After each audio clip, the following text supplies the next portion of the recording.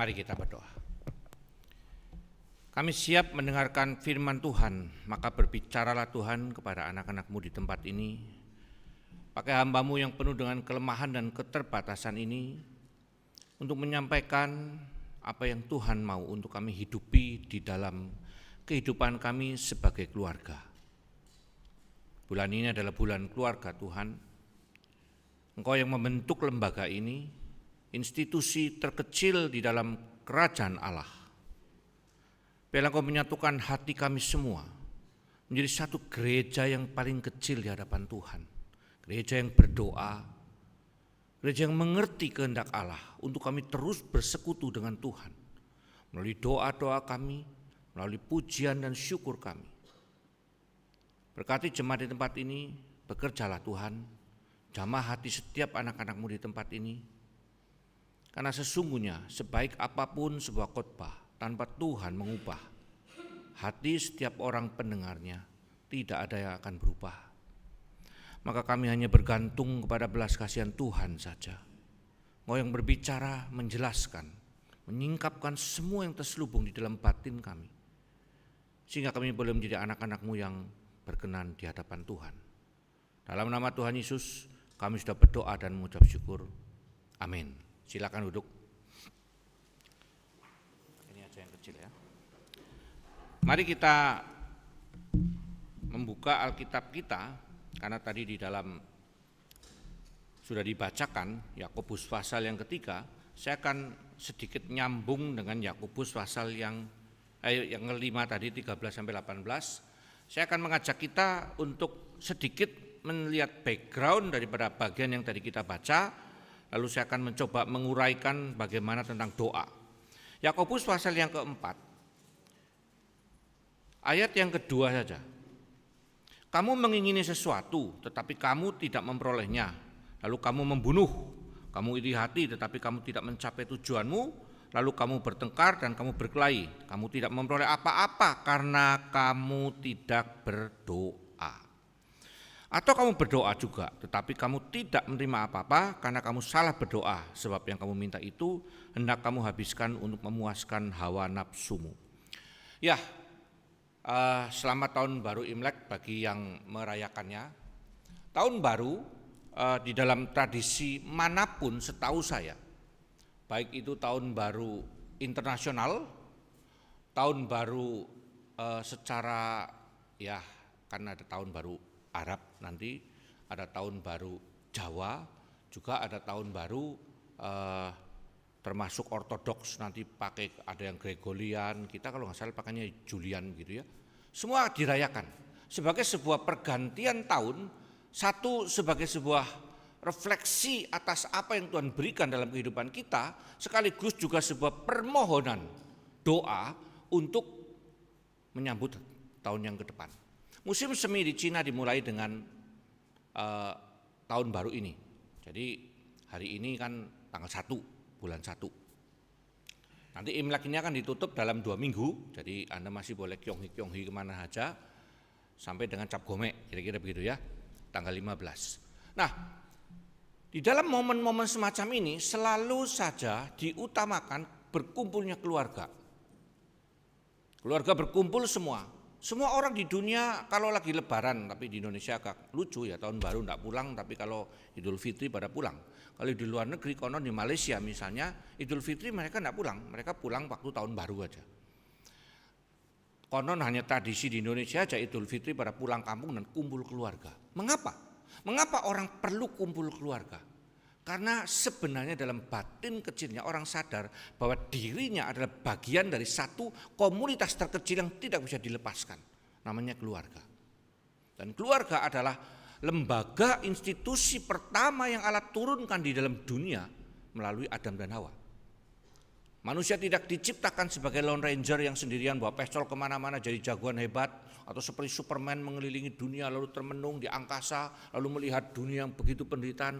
Tidak, kita diciptakan menjadi satu komunitas di mana keluarga di dalamnya bersatu hati memohon kepada Tuhan. Lalu dari satu keluarga ini Tuhan sampai berkata apa tentang keluarga? Tuhan berkata, jika 2-3 orang berkumpul. 2-3 orang berkumpul, siapa yang selalu kumpul 2-3 orang? Ya suami istri. Anaknya 1, kalau nggak ada punya anak ya 2 cukup lah. Jadi keluarga, Anda mesti paham, merupakan satu institusi, satu lembaga yang Allah taruh di dalam dunia, bukan hanya gereja sebenarnya, untuk membangun. Maka kalau rumah berantakan, keluarga berantakan, maka perhatikan, peradaban juga akan berantakan. Amerika menjadi turun seperti hari ini karena mereka tidak memperhatikan keluarga. Muncul gerakan namanya Promise Keeper yang di Indonesia pakai nama pria sejati sama wanita bijak. Mereka niatnya bagus. Edwin Lewis School itu berniat sangat baik sekali mengembalikan para pria untuk keep your promise. Karena waktu lagi gombal-gombalan aku cinta padamu, waduh menikah di hadapan Tuhan, di hadapan malaikat, di hadapan jemaat, setan, tuyul, genderuwo, aku menyatakan cinta kepadamu. Tapi perhatikan apa yang terjadi. Kemudian kita melupakan seluruh janji itu yang disaksikan oleh seluruh alam gaib, alam sana semua dan semua jemaat. Dan penipuan terbesar memang terjadi di dalam keluarga. Di hadapan Tuhan kita berkata aku akan mencintai engkau sampai mati. Laki-lakinya mau begitu dalam suka dan duka. Wanita berkata aku akan tunduk. Aduh, yang terjadi adalah bukan tunduk malah nanduk. Bukannya mengasihi tapi malah membenci. Penipuan terbesar terjadi di dalam keluarga. Bahkan sebenarnya penipuan terbesar dimulai dari penipuan di dalam diri. Itu sebab Yeremia berkata, hati begitu licik, siapa yang tahu? Alkitab menjawab, hanya Tuhan yang tahu. Karena kita sendiri ditipu oleh hati kita. Dan penipuan di dalam keluarga ini Tuhan mulai satukan. Melalui apa? Melalui keluarga lagi. Maria tidak dibiarkan sendiri untuk melahirkan. Tuhan bisa saja membuat Maria yang perawan ting-ting itu tidak usah mempunyai suami Yusuf. Tuhan tinggal bikin mujizat yang besar. Lalu semua orang sadar ini Yesus lahir dari perawan asli sendirian, soliter. Dia tetap masuk melalui keluarga. Keluarga begitu penting di hadapan Tuhan. Karena mesbah-mesbah yang berkebul di hadapan Tuhan sebelum bait Allah ada, itu dimulai dari keluarga. Perintah pertama untuk memberikan korban ada di mana? Di Mesir. Bukan disuruh pergi ke gereja, di rumah masing-masing. Potong sapi, potong kambing kalau nggak mampu kongsi keluarga antar keluarga. Keluarga begitu ideal di hadapan Tuhan. Anda tahu mengapa? Karena keluarga menggambarkan Allah Tritunggal. Sebuah persatuan yang menyatu dengan kehendak yang berbeda tetapi satu tujuan, satu fokus, yaitu menyenangkan Allah. Dan tadi kita barusan membahas pada bagian Yakobus 5 ayat yang ketiga sampai 13 sampai ke 18. Yakobus mulai membahas tentang kehidupan kita semuanya. Kamu iri dengan orang lain, kerjalah. Yang kerja nggak boleh makan, kata Paulus. Ditambahkan oleh Yakobus, ya kamu nggak dapat apa-apa, kamu cuma bersiri karena kamu nggak berdoa. Banyak orang menganggap doa itu apa, ngomong dengan siapa nggak jelas. Tanpa orang pernah sadar bahwa kehidupan ini di balik seluruh yang nampak ada roh, imaterial, pribadi yang tidak nampak yang namanya Allah, yang kita sebut sebagai Allah. Yang kemudian dinyatakan sebagai Allah Tritunggal, menyatakan diri dalam Tuhan Yesus Kristus. Allah yang turun menjadi manusia. Yahweh Anak, saya sekarang tidak lagu lagi untuk mengatakan ada Yahweh Bapa, Yahweh Anak dan Yahweh Roh Kudus. Dia turun sendiri dan mereka adalah roh. Roh itu yang sedang mengendalikan. Roh ini yang sedang mengatur seluruh jagat raya ini. Dan orang-orang yang bertobat, metanoia, meta itu berubah, nousnya berubah. Sistem nilai dari diri bergantung kepada diri. Karena Yeremia pasal 17 berkata, terkutuklah orang yang mengandalkan diri. Sekarang berbalik mengandalkan Tuhan. Bagaimana bukti mengandalkan Tuhan? Berdoa. Pada waktu kita sedang susah, kita lihat tadi saya kembali ke Yakobus pasal yang 5 yang tadi ya. Kalau ada seorang yang menderita, di dalam bahasa asli menderita itu sebenarnya bukan sekedar Anda membayangkan apa, tapi bahasa yang lebih asli lebih luas. Ketika ada orang menanggung beban yang berat, tertekan, berdoalah. Berdoa itu melambangkan, menunjukkan ketergantungan nous kita, pikiran, sistem nilai kita, paradigma kita. Paulus menggunakan istilah nous, paradigma, sistem nilai dalam diri kita. Sehingga perubahan dari orang Kristen disebut dengan metanoia. Meta berubah melampaui, nous yang lama menjadi yang baru, menjadi kainos bukan neos. Neos dan kainos itu berbeda. Kainos itu nous yang lama diperbaharui sampai tidak ngerti lagi yang lama seperti apa, berubah total. Itu metamorfoste di dalam Roma 12 ayat yang kedua. Nah, ketika kita berdoa, jadi sebenarnya doa ini ujung daripada seluruh doktrin-doktrin yang lain. Kalau kita mengerti mengapa harus berdoa, Anda baru sadar doa adalah menandakan sebagai bukti, sebagai tanda bahwa Anda dan saya nousnya sudah berubah. Ketika kita lagi susah, Anda lari kemana nomor satu? Lagi sakit yang dipikirkan nomor satu ke dokter. Nous kita belum berubah. Tidak salah ke dokter, Allah pakai semuanya. Ada seorang pendeta suatu saat sakit kepala kalau nggak salah atau sakit perut ya. Di rumah tidak ada obat, lalu dia berdoa. Setelah berdoa dia tengah malam haus, dia nimba air. Sudah itu di kampung ya zaman saya kecil, dia minum itu air sumur. Lalu adanya cuma puyar untuk sakit perut dan dia minum dan dia bersaksi, puji Tuhan sembuh. Gitu. Kita yang mendengarkan bengong-bengong, obat sakit perut dibuat untuk sakit kepala, obat mindset dibuat untuk migrain. Tuhan bisa pakai apa saja. Tetapi yang nomor satu yang diingat oleh kita itu obat atau Tuhan. Maka Yakobus berkata, jika engkau menderita, menanggung beban yang berat, ada kesulitan-kesulitan, berdoalah. Kata berdoa itu mengandung satu makna di mana ada harapan kepada siapa yang sedang kita berdoa itu. Kata doa itu. Doa itu berarti kita meminta, walaupun nanti dalam isi doa tidak hanya minta. Di dalamnya ada puji-pujian, ada pengakuan. Sayangnya banyak orang kemudian melupakan tentang doa. Saya harus jujur, setelah saya kuliah sekian tahun, lalu saya belajar juga tentang spiritualitas dari Anthony de Mello, lalu Martin Luther berkata bahwa napas itu sendiri doa, lalu seluruh gerak kita, keringat kita adalah doa di hadapan Tuhan. Sehingga waktu itu saya berpikir, sudahlah nggak usah harus merem sebegini, lalu berdiri, pokoknya setiap saat berdoa, begitu. Sampai suatu saat waktu saya sakit 3 tahun, tidak bisa ngomong, di situ saya baru mulai merasakan. Setiap hari hanya berdoa dan berdoa dan berdoa. Sampai suatu saat adik saya ngomong begini, ikut yuk, kamu daripada sudah stres begitu, ikut doa pagi dan malam. Jadi ada GPDI itu setiap hari sampai hari ini jam 7 pagi sampai jam 5 pagi, jam 7 malam sampai jam 5 pagi berdoa. Saya bilang, saya takut ditunjuk berdoa, lagi nggak bisa ngomong. Saya akan bilang, yang penting ikut berdoa. Terus saya mulai melalui Zoom berdoa sampai hari ini sudah 2-3 tahun ini. Dan Anda tahu, di situ pelan-pelan dikuatkan sesuatu yang tidak bisa dirasakan, tidak bisa dijelaskan. Kadang-kadang doa gitu berjalan begitu pelan, tapi tiba-tiba kok sembuh ya. Tiba-tiba pergi ke Lampung, lalu mandi hari pertama langsung bisa tidur. Sudah bertahun-tahun nggak bisa tidur, minum obat tidur, lorazepam, alprazolam, clobazam, amitriptilin, risperidon, nopres. Itu seluruh psikiater 5 sudah saya datangi. Lalu tiba-tiba pergi ke Lampung karena saya harus bekerja dengan lemas loyo, nggak bisa ngomong. Lalu malam udah bawa segepok obat tidur, hari itu blek tidur, cek sampai hari ini nggak pernah minum obat tidur lagi. Kita tidak pernah tahu kapan doa kita dijawab. Tapi saya percaya semua doa. Siapa yang mendoakan? Tentu nomor satu saya berdoa. Lalu bersama keluarga, lingkaran yang paling dalam. Lalu ada Pak Randy, lalu kawan-kawan seluruh pendeta. Mendengar saya tidak bisa ngomong, nggak bisa kungfu, nggak bisa apa lagi. Jadi aku puntur, selesai semua hidupnya. Semua berdoa. Alkitab saya menyuruh kepada kita. Kamu tidak dapat apa-apa, kamu tidak doa sih. Lalu ngeyel, saya doa kok. Ya, engkau berdoa, tapi doamu bertentangan dengan kehendak Allah.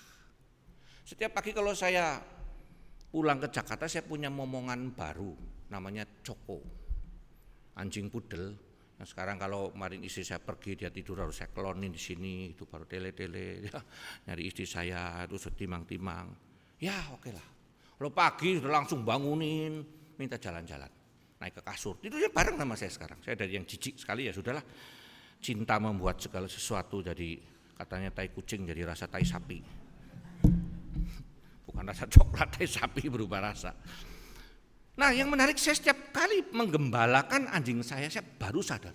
Sebenarnya sayalah anjing yang sedang digembalakan oleh Tuhan. Anda tahu, Tuhan izinkan kita pergi berkelana keluar dari rumah, dari kerajaan Allah, tapi dikasih tali. Untuk apa? Untuk mengendalikan kita. Anjing saya sering kali lihat ke saya. Dia mau ke sana gitu loh. Itu banyak rumput, banyak kotoran. Saya berkata, no. Dia berdoa. Dia berdoa kepada saya. Tolong bos, mau ke sana. Tolong Kong, mau ke sana. Saya berkata, tidak. Ayatnya jelas. Doamu tidak aku jawab karena tidak sesuai kehendakku. Begitu. Lalu saya tarik dia. Lalu mau kuat-kuatan yang mana? Lu ngeyel, saya gendong bawa pulang. Ayo. Nurut dia. Dan setiap hari saya harus menentukan siapa dia. Waktu dia kepengennya lari lurus, oleh aku ikut. Saya juga mau lari-lari. Doanya dia untuk lari saya ikuti karena sesuai kehendak bosnya. Saya setiap kali membawa anjing saya berkata, Tuhan, akulah si Joko itu. Kita terlalu liar di dalam diri kita. Suatu saat anjing saya bawa untuk pertama kali ke pinggir jalan raya. Waktu dia lihat seluruh mobil, wah gitu, dia bengong stuck di situ, gemeter. Saya tunggu aja, lu mau apa sekarang? Ada bosmu di sini. Berparinglah, berdoalah kepada bosmu ini. Nah tahu, dilihat saya. Lihat lagi ke sini, lihat saya. Itulah doanya dia. Dan saya tahu, aku tahu kamu takut. Doanya saya kabulkan, saya gendong dia, saya bawa pulang. Relasi dengan Tuhan dihubungkan oleh doa-doa. Kalau Anda pernah merasakan hal semacam ini, kau akan begitu kagum dengan Tuhan dalam cinta yang meluap. Maka kehidupan ini menjadi doa di hadapan Tuhan. Kadang-kadang bahkan yang tidak kita minta, Tuhan berikan. Tetapi mengapa Tuhan suruh kita berdoa? Ini yang perlu kita jawab secara teologis. Jika Allah mengerti kesulitan kita, jika Allah mengerti kebutuhan kita, mengapa harus berdoa? Kan begitu kan? Ya sudah, nggak usah berdoa, kasih saja. Tidak. Karena doa bicara relasi. Pada waktu kita berdoa, kita merasakan bahwa kebutuhan kita secara emosional dijawab oleh Tuhan. Sayang orang banyak yang tidak mau berdoa. Saya tuh jujur aja kemungkinan menderita apa disebut bipolar, multipolar. Saya tuh sulit sekali kalau duduk mendengarkan satu. Saya kalau lihat mata lagi begini, itu bisa sambil tidur, sambil melek, atau pikirannya melayang ke sana ke sini. Maka saya punya kebiasaan untuk ngetik apa saja, bikin khotbah dan sebagainya. Sehingga orang mulai, kamu tuh mentang-mentang pendeta, mentang-mentang sekolah, tidak menghargai yang itu. Saya hanya berkata, Tuhan engkau yang tahu yang saya rasakan. Tetapi di tengah kesulitan saya untuk membuat fokus, saya tetap berusaha berdoa. Jadi kalau mulai doa setiap sore jam 7 saya ikut pakai Zoom dimanapun, biasanya kan mulai nih, melayang tiba-tiba, tadi ngomong apa itu pendetanya, lagi denger ini. Jadi saya terpaksa ini. Tapi saya pikir lagi, enggak, saya akan belajar fokus. Lalu diem saja, bengong. Kadang lagunya enggak tahu, lagunya karismatik semua, enggak ada yang tahu. Tapi saya ada bersama mereka sedang berdoa. Doanya sederhana sekali, kadang cuma 10 menit. Cuma baca satu ayat, tidak dijelaskan, mari kita berdoa, nyanyi. Tapi kehadiran hati kita di hadapan Tuhan.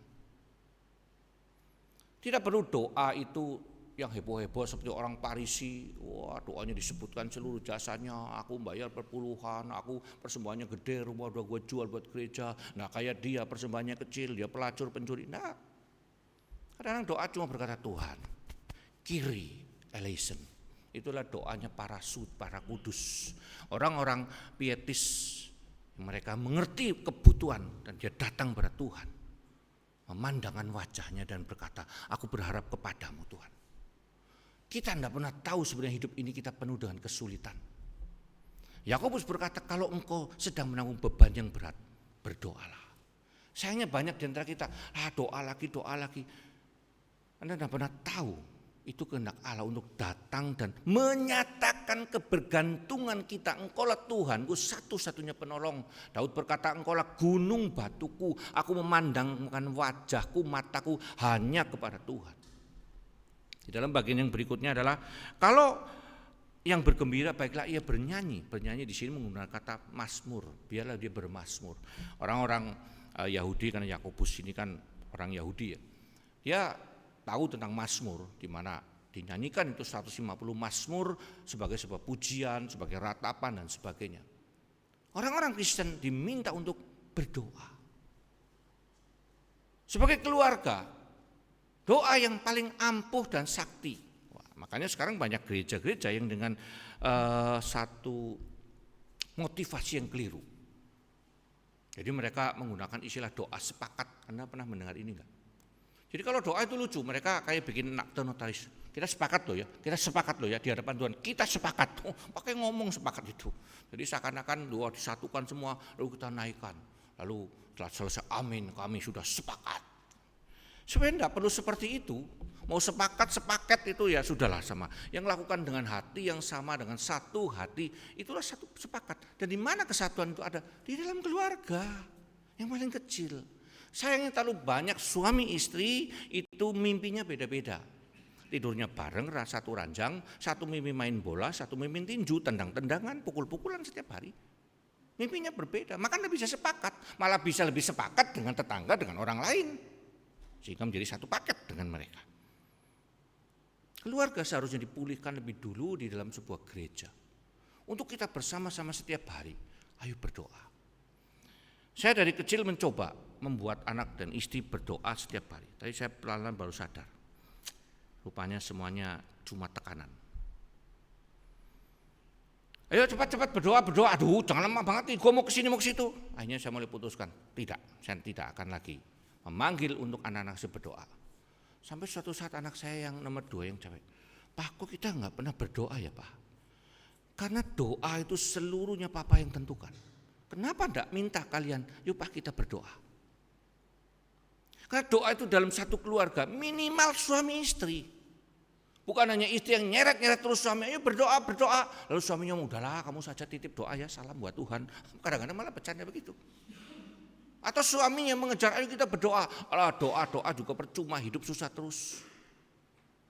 Yakobus mengulang, kalau engkau lagi susah, engkau enggak dapat apa-apa, engkau cuma iri dengan tetangga yang bisa ini bisa itu. Mereka kok sehat, mereka kok makmur, mereka berkecukupan. Karena engkau tidak berdoa. Simpel sekali jawabannya. Dan kalau berdoa, semua dipakai untuk kepuasan diri yang mungkin membuat kita jauh, itu pun doanya tidak akan dijawab. Itu sebab menarik sekali kalau Anda melihat di dalam Yakobus 5 ini, ayat yang tentang orang sakit ya. Kalau ada orang yang sakit, baiklah memanggil para penatua jemaat supaya mereka mendoakan dia serta mengolesnya dengan minyak dalam nama Tuhan. Mengolesnya itu di sini mengurapi sebenarnya. Di dalam perjanjian lama itu mengurapi, ada 2 tafsir. Mengoles itu kemungkinan semacam minyak angin hari ini. Jadi sekarang ini lagi banyak muncul minyak kutus-kutus, minyak ini, faras apa dibuat dari 200 ramuan. Itu obat di zaman itu. Ada tafsiran seperti itu. Tapi saya lebih setuju karena ini bicara soal mengurapi, itu berbicara soal dalam nama Allah. Mengharapkan kehadiran Tuhan. Orang sakit urap diolesi dengan minyak begitu. Ayat 15 yang menarik. Dan doa yang lahir dari iman menyelamatkan orang sakit itu dan Tuhan akan membangunkan dia. Dan jika ia telah berbuat dosa, maka dosanya diampuni. Di dalam doa itu ada apa nanti disebutkan? Ada pengakuan. Nah ini adalah rahasia doa. Doa Anda terhalang suami dengan istri karena engkau tidak mau saling mengampuni. Sambil berdoa, sambil dalam hati, awas lu ya, lu sakit hati sama lu. Kemarin lu gini ngomong kasar semaunya gue. Ini lagi berdoa, mimpin doa dalam hatinya. Waduh lu laki-laki gak karu-karuan. Atau istri lagi mimpin doa, ini perempuan bukannya tunduk malah nanduk. Hati terganjal terus, tidak ada pengampunan, tidak ada releasing. Tidak ada pengakuan. Yang laki-laki selalu berkata, perempuan selalu benar, tidak pernah minta maaf. Perempuan ngomong, laki-laki selalu benar, tidak pernah minta maaf. Tidak pernah kita mau minta maaf. Tidak pernah kita bisa mengaku. Kalau ngaku pun gayanya ya begitu. Ya udah, gua salah, puas lu puas. Nah gitu caranya kita. Itu namanya ngaku salah. Lalu udah berantem, gua kan udah ngaku tadi, lu mau ribut terus, ya sudah nggak jadi ngaku. Udah kan ngaku apa itu gitu. Alkitab berkata keluarga dipulihkan relasinya.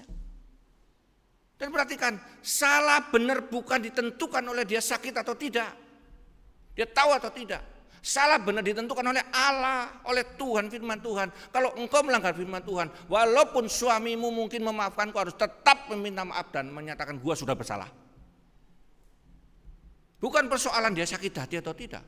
Dia sakit hati, tapi kalau benar, ya ngomong aja. Ya sudah, kalau menyakiti ya saya menyesal. Tapi saya tidak perlu minta maaf, karena ini benar yang saya lakukan. Tetapi dia sama-sama baik dan menyakiti dan dia biasa saja. Tetapi kita tahu yang kita lakukan salah, standar kebenaran adalah firman Tuhan. Ngaku salah. Dan Alkitab berkata, jika kita saling mengaku. Saling mengaku dengan siapa? Saya dengan Pak Reddy tidak pernah ketemu, ngaku apa? Yang lucu kan kita setiap kali ketemu orang tahun baru, Imlek lah atau ya sekarang ini lucu ya setelah Idul Fitri, di luar itu mau Idul Korban apa semua, minta maaf ya, minta maaf. Ketemu saja enggak, minta maaf, apanya yang dimaafkan? Lalu kita semuanya kepada Bapak Ibu selamat Idul Fitri, mohon maaf lahir dan batin, kenal aja enggak, apa yang dimaafkan? Tetapi dengan sebelahnya suami, istri dan anak, enggak pernah kita ngaku dan minta maaf. Itu sebab doa kita terhalang. Itu sebab doa kita tidak pernah sampai ke sana. Alkitab berkata, yang menghalangi antara aku dan engkau, tanganku itu tidak cukup, tidak kurang panjang. Menggunakan antropomorfisme, seakan-akan orang minta tolong, lalu Tuhan kenapa nggak tolong-tolong? Tuhan berkata, tanganku tidak kurang panjang untuk nolong kamu. Kamu pikir aku tidak sampai ke sana? Tapi ada penghambat. Apa itu? Dosamu. Dan Alkitab berkata, salinglah mengaku dosa, saling mengakui kesalahan satu dengan yang lain, maka doamu akan sampai ke sana.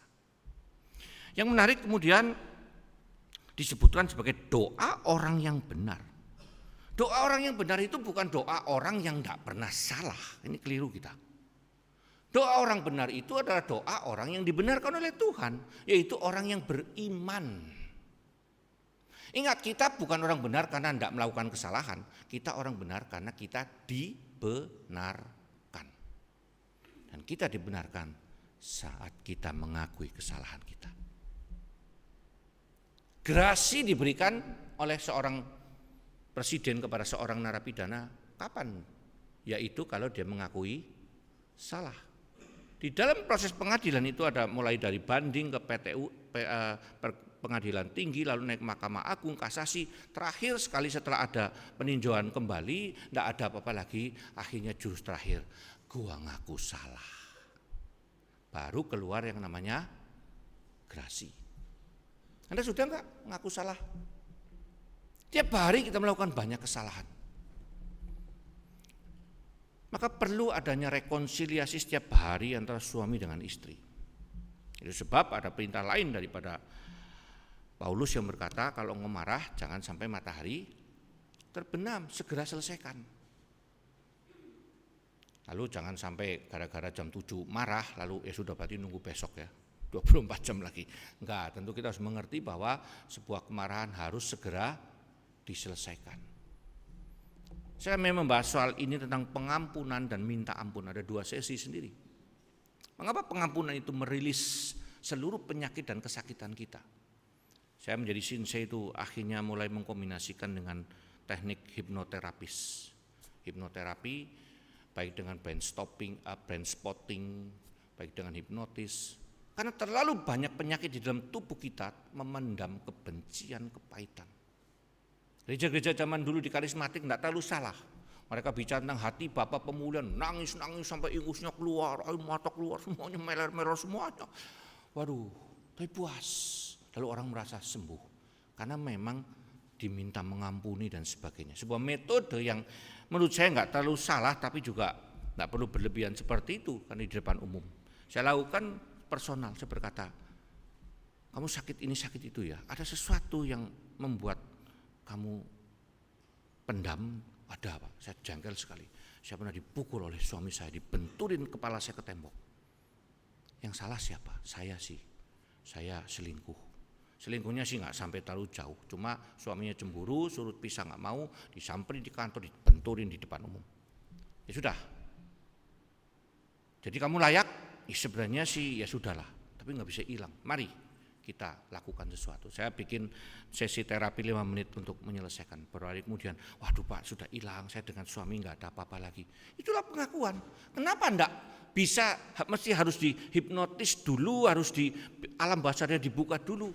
Karena enggak mau ngaku dari awal, mau ngaku saja. Suamiku, aku salah, telah berselingkuh, walaupun tidak sejauh yang kamu bayangkan. Tapi aku melukai kamu, maafkan saya. Nanti suaminya juga, sorry ya, mestinya tanganku tidak pernah boleh mukul kamu. Aku akan memukul orang yang melukai kamu, justru tanganku yang melukai kamu. Kan rilis semua. Tidak perlu dipendam di dalam subconscious yang membuat terus menekan lama, nggak terima, mau kambuan. Kenapa gue perempuan yang dilindungi malah dibeginikan? Karena nggak ada pengakuan. Nah kemudian dikatakan, yang tadi 16 ya udah ya baca ya. Karena itu hendaklah kamu saling mengaku dosa dan saling mendoakan. Nah sekarang menarik, saya akan bahas pada bagian yang terakhir tentang Elia. Saya mencoba mencari kata Elia. Elia pertama kali itu disebutkan justru tiba-tiba muncul begitu saja. Elia tiba-tiba berkata kepada Ahab, 1 Raja-Raja 17 ayat yang pertama, berkatalah Elia orang Tisbe, bahkan nggak tahu asal usulnya, demi Tuhan Allah yang hidup, demi Tuhan yang hidup Allah Israel yang kulayan, sesungguhnya tidak akan ada embun atau hujan pada tahun-tahun ini kecuali kalau kukatakan. Perhatikan nggak? Satu orang membuat 3,5 tahun kekeringan luar biasa, tidak ada embun, tidak ada hujan. Di sini diambil contohnya oleh Yakobus. Dia berkata begini, Elia adalah manusia biasa. Di dalam bahasa aslinya, Elia adalah orang yang naturnya sama seperti kita. Satu natur, tidak ada yang istimewa dengan dia.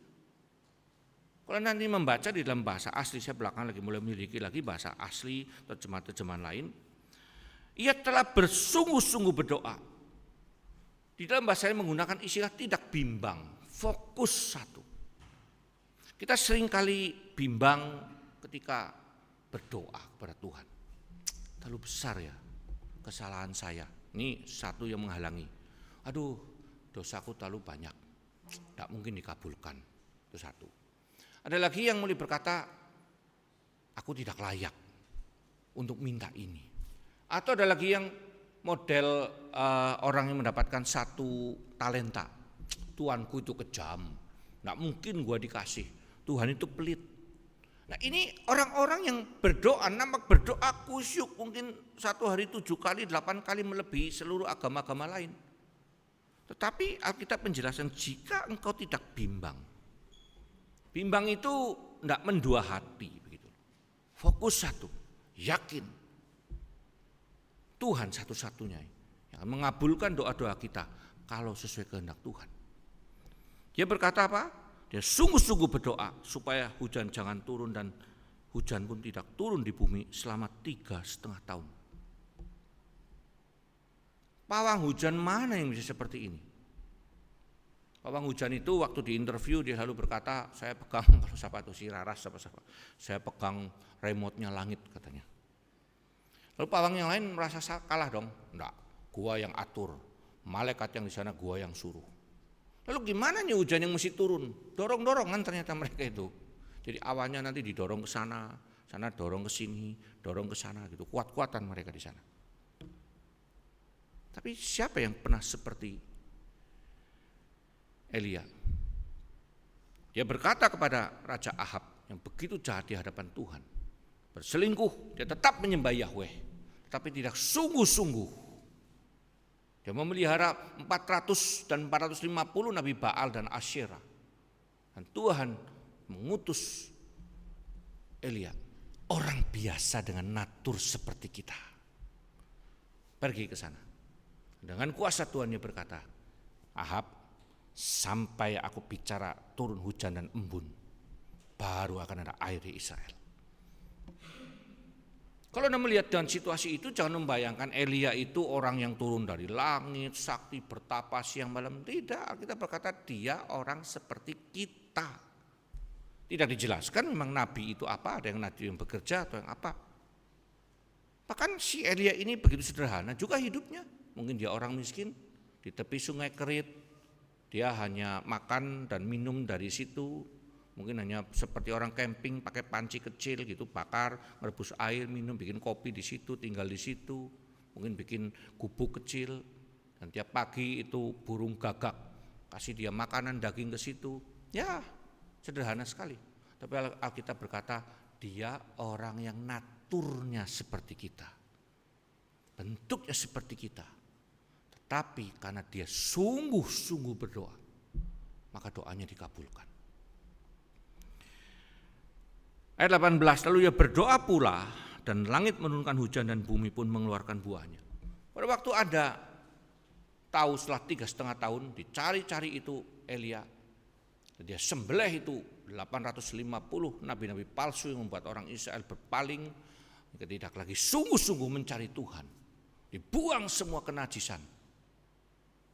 Elia dengan gagah berkata, sekarang kamu pulang, jangan sampai kamu kehujanan. Hujannya belum ada, terang benderang, kering, tidak ada satu tetes pun. Lalu dia pergi ke atas gunung, dia mulai berdoa, Tuhan sudah waktunya. Dan doanya sesuai kehendak Tuhan. Dia suruh bujangnya, lihat enggak? Enggak ada apa-apa. Dia berdoa lagi dengan sungguh-sungguh. Lihat enggak? Enggak ada juga. Berdoa lagi. Sampai bujangnya dari atas gunung lihat. Saya lihat ada satu kepal awan kecil. Dan dia tahu Tuhan sedang bekerja. Dia berkata kepada Ahab, sekarang beritahu Ahab segera pulang. Ahab belum sampai rumah sudah basah kuyup tidak karuan. Kekuatan doa itu begitu dahsyat. Yang saya katakan tadi, Allah tidak perlu mendengarkan doa kita karena dia akan lakukan seluruh hal. Tapi dia menggerakkan kita berdoa karena relasi cinta. Anjing saya tidak perlu melihat saya, tolong saya lagi stres, banyak mobil, enggak.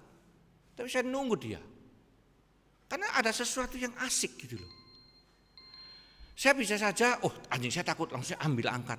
Bisa saja. Tetapi adegan di mana anjing itu lalu memandang ke saya. Bengong, bingung, lalu lihat ke jalan. Saya, ayo jalan, saya tarik, dia diem, lihat ke atas. Sebuah doa, lalu ketika dia diangkat gitu, lalu dia jilat-jilat tangan saya. Lalu seperti bayi dia keplek-keplek kepalanya. Relasi yang asik sekali. Yang sangat indah, yang sangat intim. Antara saya dengan anjing saya yang berdoa. Kalau dia nggak lihat, saya tahu dia stres, dia mungkin pingsan, ya saya akan bawa pulang juga. Tetapi keindahan seperti ini tidak akan dirasakan. Anda tidak berdoa, kalau Tuhan mau bantu, ya bantu. Maka Alkitab berkata, bahkan Tuhan memberikan yang kita tidak minta, bukan? Tapi kenapa tetap minta? Karena cinta butuh relasi. Kasih itu butuh relasi. Saya pernah cerita mungkin ya berkali-kali. Saya kalau butuh uang, saya cuma telepon, Ma, minta duit. Ya dikirim. Satu hari nggak dikirim, sampai duit tinggal 1.500. Saya masih ingat tinggal 500 perak terakhir. Saya pulang naik motor. Lalu waktu saya pulang, kamu sampai? Iya mah, belum ngomong. Tuh duitnya di meja. Mah sudah 3 orang ke Jogja, kenapa itu amplop nggak dititipin? Aduh, saya setiap kali pengen nangis. Mama saya cuma mau begini.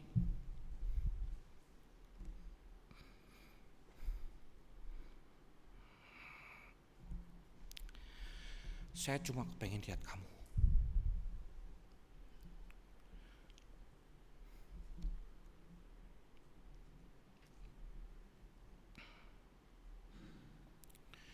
Kamu pulang, Mama sudah puas. Ambil duit, berangkat lagi.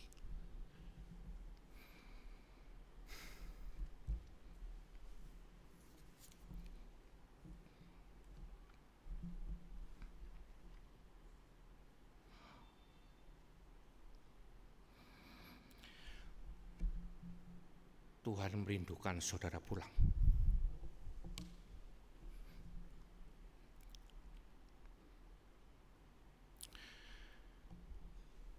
Dia izinkan Anda menderita. Karena dia ingin Anda pulang.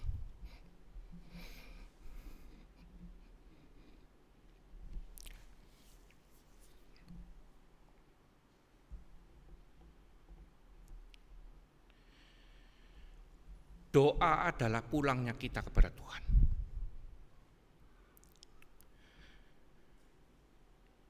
Tuhan begitu mengasihi kita.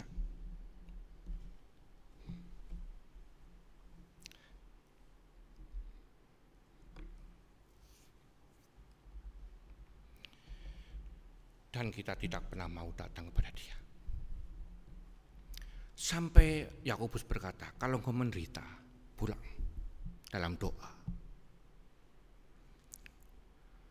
Sampai Yakobus berkata, engkau lagi susah, ingat ada Bapamu yang menanti engkau untuk menolong kau.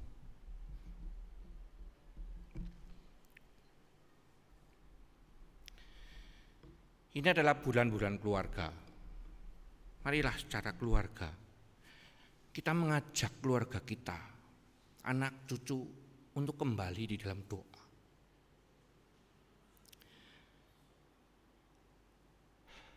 Sediakan waktu-waktu khusus untuk kita kembali kepada Tuhan. Jangan menunggu duit habis baru kita pulang. Jangan menunggu kita menderita baru kita kembali. Pada waktu Anda datang kepada Tuhan, Tuhan berkata, sudah aku sediakan. Mungkin kita akan bertanya, kenapa tidak ditolong pada waktu itu? Jawabannya sederhana, karena saya kepingin ketemu kamu. Sudahkah saudara berdoa di dalam keluarga masing-masing? Saya tidak tahu setelah sakit saya ini selama 3 tahun ini, tidak pernah saya terharu. Tapi setiap kali berkhotbah di mana saja, setiap kali mengingat kasih Tuhan, sesak sekali, batin saya sesak sekali. Mama saya mati, papa saya mati, saya tidak menangis. Tapi setiap kali mengingat kasih Tuhan, tidak tahan jiwa saya. 3 tahun tergeletak itu membuat saya sadar, izinkan begitu jauh kita menanggung beban berat, karena Tuhan ingin Anda berdoa. Mulai bikinlah doa di rumah masing-masing. Jangan tunggu menderita. Amin.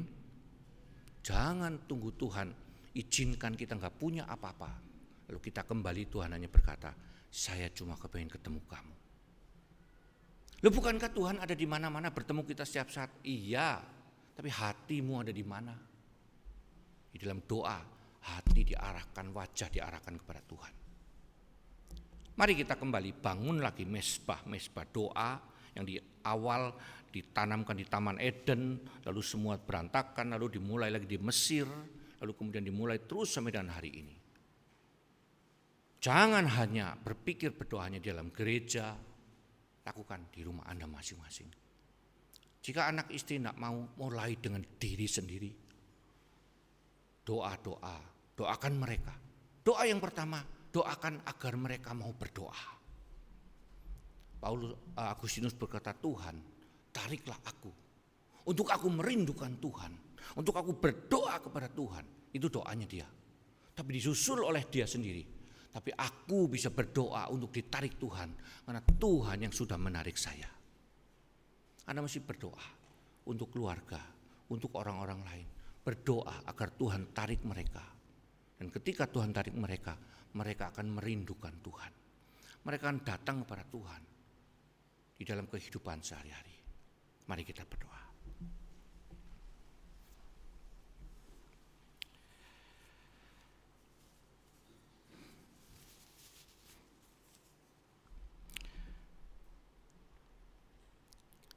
Bapa di dalam surga,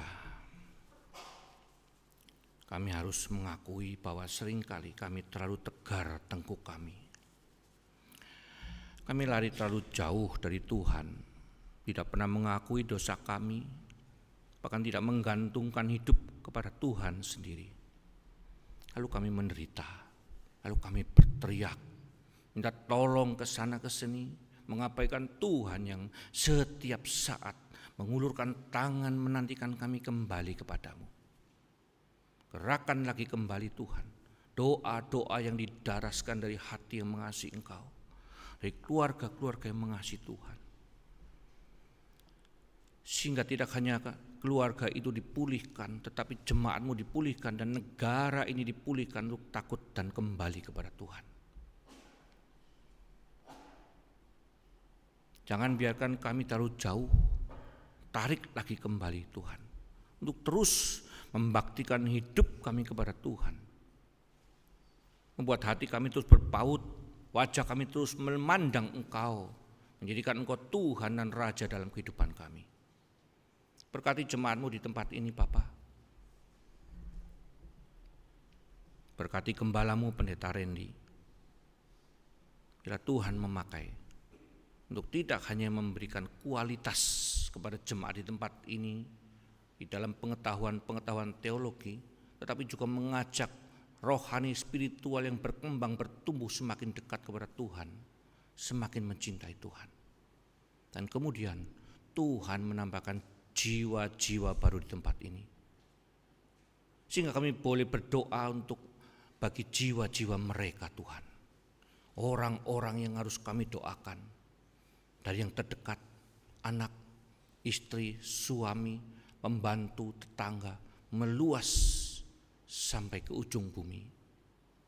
Tarik kami kembali Tuhan, untuk kami terus merindukan Tuhan. Hamba-Mu sudah selesai berbicara dengan segala keterbatasan dan kelemahannya, tapi Engkau terlalu kuat untuk ditahan oleh dosa dan kebebalan kami. Tembus batin kami Tuhan, terobos, sehingga setiap kami kembali kepada Tuhan, merindukan Tuhan dan datang kepada Tuhan dalam doa-doa yang dinaikkan oleh keluarga-keluarga yang dipulihkan oleh Tuhan. Terima kasih Bapa, dalam nama Tuhan Yesus kami sudah berdoa dan mengucap syukur. Amin. Ya, saya serahkan kembali.